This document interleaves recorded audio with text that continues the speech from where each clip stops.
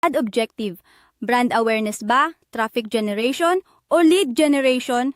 At higit sa lahat, matututunan mong i-target ng eksakto ang tamang audience gamit ang demographic, interest-based, geographic at behavioral targeting. Paano sukatin ang ROI at i-analyze ang performance ng campaigns? Hindi sapat na gumastos lang sa ads. Kailangan mong malaman kung sulit ba ang bawat sentimo. Dito mo malalaman kung paano basahin ang metrics tulad ng CTR, conversion rate, CPC at ROAS upang mapabuti pa ang resulta. Mga step-by-step strategies para gumawa ng targeted ad campaigns, mula audience research hanggang ad creation at optimization gamit ang A/B testing. Lahat ay malinaw na ipapaliwanag. Continuous improvement gamit ang feedback.